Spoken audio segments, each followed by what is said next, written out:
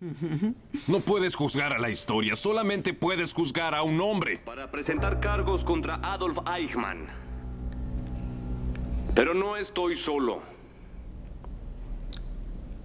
Me están acompañando el día de hoy 6 millones de querellantes. Pero ellos no pueden levantarse, ni señalarlo con el dedo como lo hago yo. No pueden gritar, yo lo acuso. Yo acuso a Adolf Eichmann. Porque sus cenizas fueron esparcidas por las colinas de Auschwitz y en los campos de Treblinka. Arrojadas a los ríos de Polonia. Hay que buscar sus tumbas por toda Europa. Su sangre grita,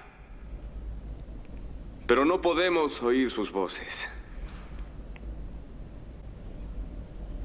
Sí, puedo leer aquí que durante el transporte murieron 15 personas. Solo puedo decir que estos registros no eran la responsabilidad del Departamento 4B4, sino que de las autoridades locales se realizaban según sus lineamientos. Aquí dice que Reichsführer daba las órdenes. Pero dígame, ¿por qué tuvo que ser usted el oficial que debía cumplir esas órdenes? ¿Por qué Eichmann? El Reichsführer solo podía ponerse en contacto con Tinkware a través de Eichmann.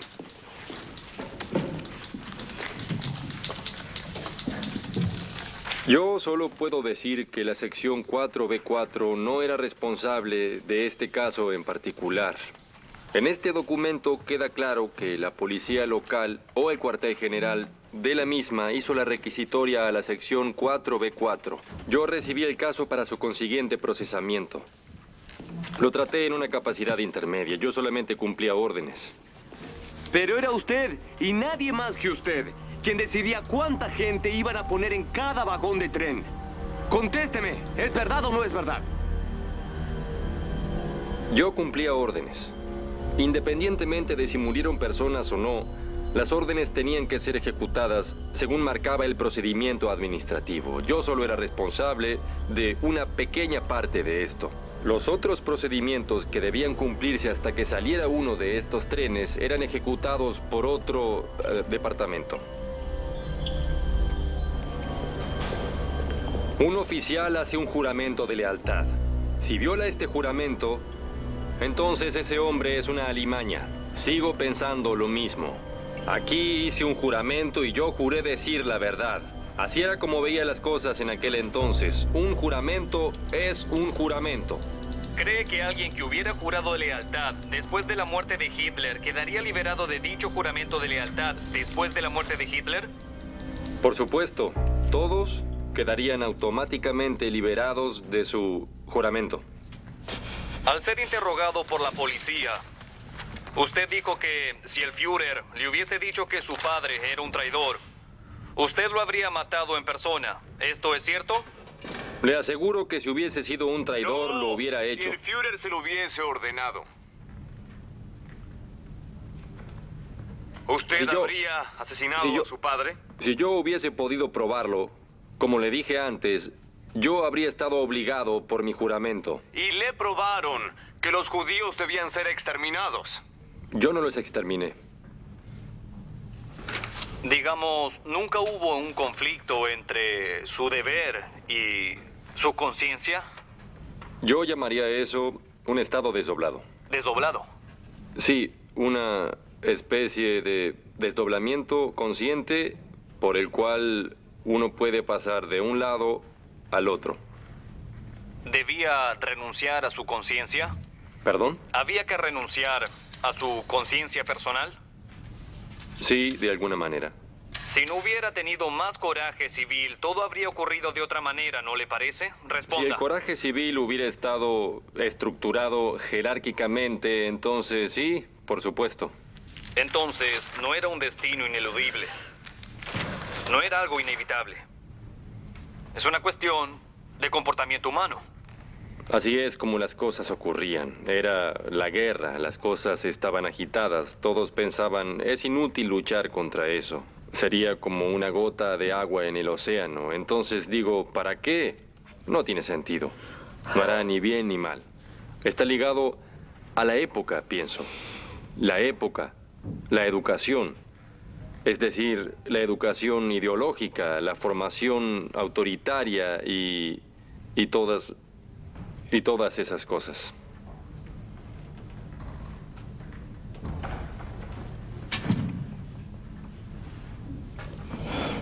¿Eggman no es antisemita? ¿Qué demonios dices? Tú lo escuchaste, estaba obedeciendo la ley. Habría obedecido cualquier ley. Jura que él, personalmente, jamás lastimó a un judío. Claro, eso dice él. ¿No es interesante que un hombre que hizo todo lo que un sistema criminal le pidió, que incluso parece ávido por dar detalles precisos de su exquisito trabajo, insista que personalmente él no tiene nada contra los judíos? Falso, no miente. Hannah, ¿no ves que te engañó? Dice que no sabía dónde iban los trenes. ¿También le crees eso? Para él, el saberlo era algo irrelevante. Él transportaba personas para que las mataran, pero no se sentía responsable por eso. Una vez que los trenes estaban en marcha, su trabajo terminaba. ¿Entonces puede decir que está libre de culpa a pesar de lo que le pasaba a la gente que transportaba? ¿Estás segura? Sí, así es como él lo ve. Es un burócrata. La tradición occidental padece del prejuicio que los males más terribles de la humanidad, de hecho, siempre provienen del egoísmo.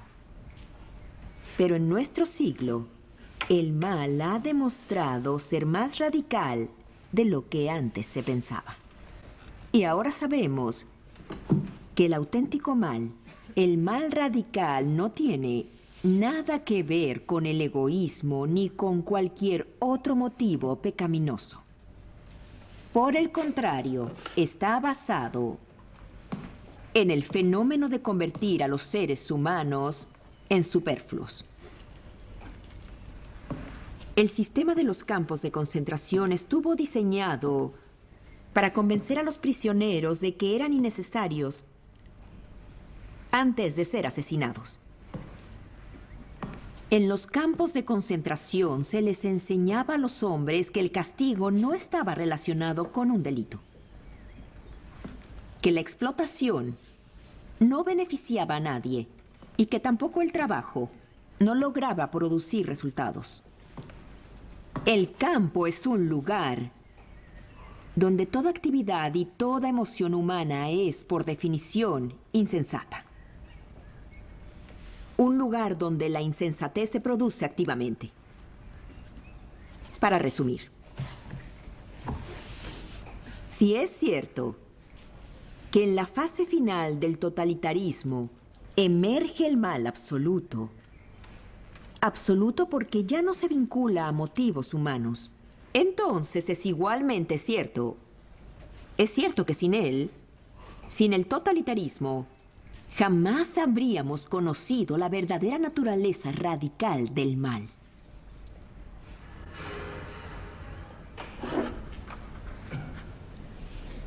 Cuando el New Yorker me pidió que escribiera un artículo sobre el juicio de Adolf Eichmann, supuse que el tribunal tenía solo un interés: cumplir con las demandas de justicia.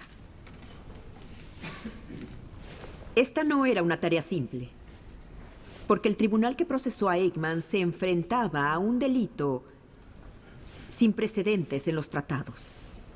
Era un criminal distinto a todos los que se habían visto antes de los juicios de Nuremberg. Pero aún así, el tribunal tenía que definir a Eichmann como un hombre procesado por sus actos. No había ningún sistema en juicio, ni la historia, ningún ismo, ni siquiera el antisemismo. Tan solo una persona. El problema con un criminal nazi como Eichmann fue que él insistió en renunciar a todas sus cualidades personales, como si no quedara nadie por castigar o perdonar. Él protestó una y otra vez, en contraposición a las aseveraciones del fiscal, que nunca había hecho nada por propia iniciativa. que no tenía ninguna intención buena o mala, que solo había obedecido órdenes. Esta típica excusa nazi deja en claro que el mayor mal del mundo es el mal cometido por los don nadie. El mal cometido por los hombres que no tienen motivo, ni convicciones, que no tienen un corazón malvado ni demoníaco, sino por seres humanos que se rehúsan a ser personas. Y es este el fenómeno al que he llamado así la banalidad de nuestro mal. Sí. La persecución estuvo dirigida hacia los judíos porque describe los crímenes de Eichmann como delitos contra la humanidad. Porque los judíos son humanos. La misma condición que los nazis trataron de negarles.